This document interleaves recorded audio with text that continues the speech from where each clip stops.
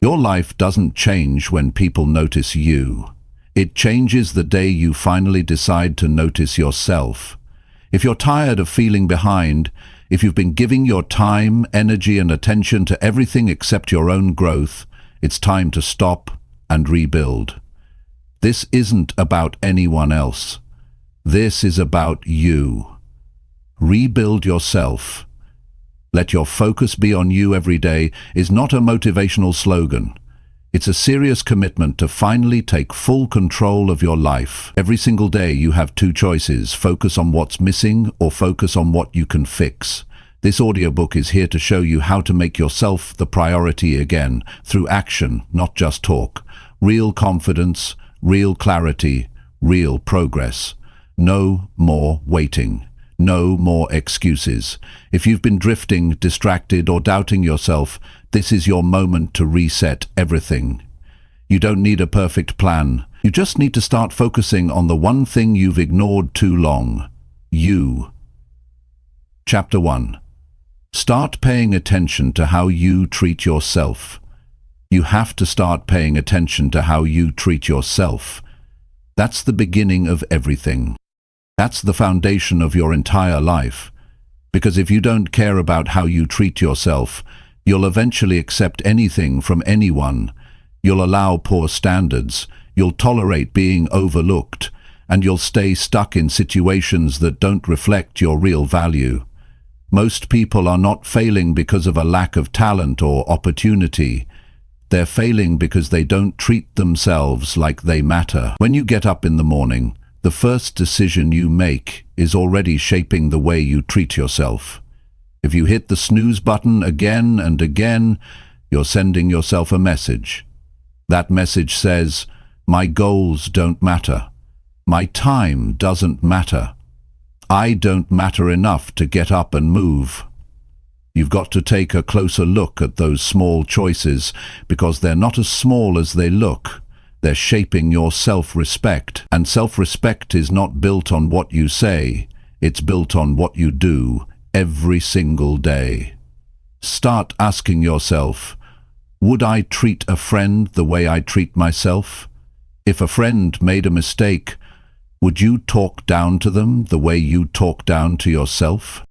If a friend had a dream, would you laugh at it, doubt it, criticize it the way you criticize yours? Probably not. So why do you keep doing that to yourself? You have to build a relationship with yourself that's honest but kind. If you're always harsh with yourself, if you beat yourself up for every shortcoming, eventually you lose the energy to keep going. That's why people quit, not because it's too hard, but because they feel too small inside. They feel like they don't deserve more. They feel like they're not enough to reach higher. And that's the most dangerous belief a person can hold. If you want to rebuild yourself, you have to change the way you treat the person in the mirror. That means you start keeping your word to yourself. If you say you're going to do something, do it, even if nobody sees it, even if nobody claps for you. You have to matter to you first. That's where confidence comes from. That's where dignity comes from. Not from what you own, not from what others say, but from knowing you're building yourself brick by brick because you said you would. Most people are waiting for someone else to believe in them. They want someone to see their value, but you can't wait for that. You can't wait for applause. You can't wait for permission. You got to decide, I believe in myself enough to show up for myself every day. If you don't give yourself that belief, life gets very heavy. You carry regrets, you carry guilt, you carry broken promises, and that weight slows you down. Treat yourself like a builder would treat a project they care about. Would a builder ignore the cracks? Would a builder skip important steps? No. They'd show up daily. They'd work on it piece by piece. They'd stay focused. That's what you've got to do with your mind, your habits, your time. Treat your life like it matters, because it does. Think about how you speak to yourself when you fail. Do you encourage yourself to keep going, or do you use that as a reason to give up?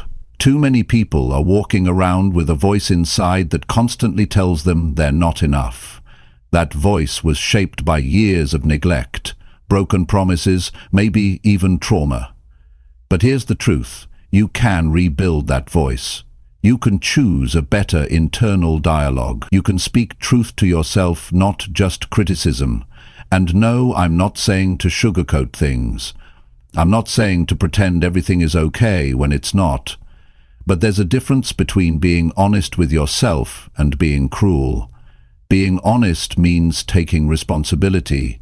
Being cruel means tearing yourself down with no plan to build back up.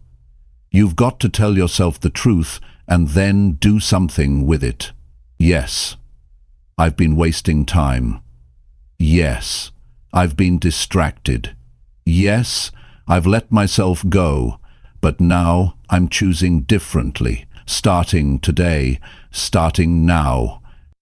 This shift doesn't happen overnight. It's a process.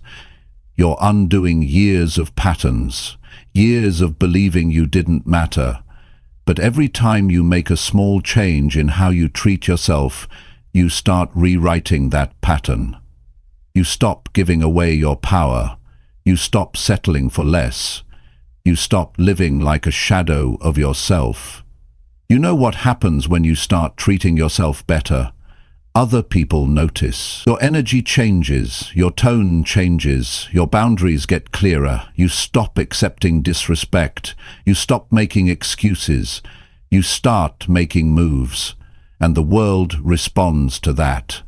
Because the world treats you how you treat you. You set the tone.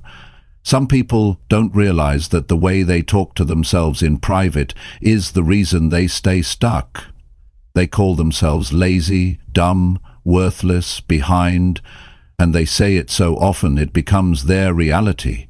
You've got to interrupt that cycle. You've got to catch yourself in the act and say, no, I don't talk to myself that way anymore. I'm not perfect, but I'm improving. I'm working. I'm learning.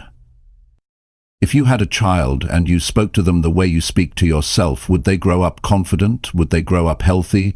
Would they go after big dreams? Probably not. So be the parent to yourself that you never had. Be the voice of reason, the voice of strength, the voice of encouragement. Because no one else can give that to you, not in a lasting way. You have to become that for yourself. Start treating your health like it matters. Start treating your time like it matters. Start treating your choices like they matter, because they do. Every decision you make is casting a vote for the person you're becoming, and when you cast enough votes, you change your life. This isn't about motivation. Motivation fades. This is about self-respect. When you respect yourself, you don't need hype. You don't need someone chasing you to get things done. You move because you've decided that your future matters more than your comfort. You're not rebuilding to impress anyone. You're not doing this to prove anything. You're doing this because you finally realize you deserve more. You've spent enough time doubting. You've spent enough time waiting. Now it's time to act. You don't need another wake-up call. This is it. The way you treat yourself today will show up in who you are tomorrow. So start now. Pay attention. Pay attention to your words. Pay attention to your choices. Pay attention to your reactions. The world outside may be loud, but your focus must stay on you, not selfishly, but honestly. Because you can't give your best to anyone else until you've given your best to yourself first. You don't have to rebuild everything in one day, but you do have to start, and it starts with how you treat yourself. Every hour, every moment, every thought. Treat yourself like someone worth building, because you are. Chapter 2. Let go of people who drain your energy. One of the hardest but most important things you'll ever do in life is walk away from people who drain your energy. And I mean people who take more than they give. People who leave you feeling exhausted after every conversation. People who don't support your growth, don't respect your time, and don't care about the direction you're trying to take your life in. If you want to rebuild yourself, you need to protect your energy like your future depends on it, because it does. Most people stay stuck, not because they don't have potential, not because they lack the drive, but because they're surrounded by the wrong voices. People who doubt them, people who bring drama, people who make everything about themselves. You cannot rise when you're tied to what's pulling you down. No matter how strong your mindset is, if you're surrounded by the wrong people, they will weaken you over time. Even if it's not obvious right away, it chips away at your self-belief, your motivation, your peace. You don't owe access to anyone who consistently makes you feel less than. You don't owe your time to people who only show up when they need something. And you certainly don't owe your energy to those who belittle your dreams, question your goals, or mock your growth. The truth is, some relationships have already served their purpose. They taught you something, they helped you learn, but now you've outgrown the version of yourself that stayed small to keep them comfortable. Too many people feel guilty for wanting peace. They stay in draining relationships out of habit, out of fear, or because they're afraid to be alone. But the cost of keeping the wrong people around is far greater than the discomfort of walking away. You end up sacrificing your focus, your health, your confidence. And for what? For people who wouldn't do the same for you? Pay close attention to how you feel after you've been around someone. Do you feel motivated, seen, respected, or do you feel tired, confused, and small? Your body and your mind always know. But if you ignore those signals long enough, you'll start thinking the chaos is normal. It's not. You deserve to be around people who help you breathe easier, not those who make you feel like you're suffocating. Rebuilding yourself requires space to think, to feel, to grow. If you're constantly managing someone else's emotions, carrying their problems, or shrinking to avoid conflict, then you're not building, you're surviving. And survival is not enough. You weren't born to live in reaction to other people's issues.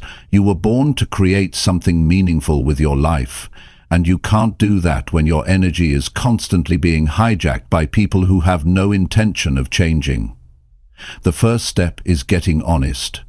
Who in your life brings stress, anxiety, or tension every time they show up?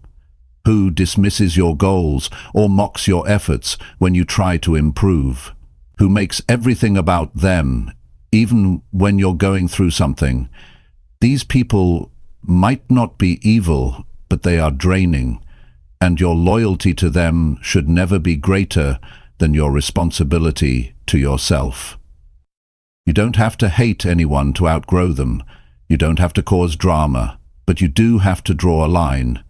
You do have to recognize that the energy you spend trying to manage unhealthy relationships is energy that could be invested in your goals, your peace, your personal growth.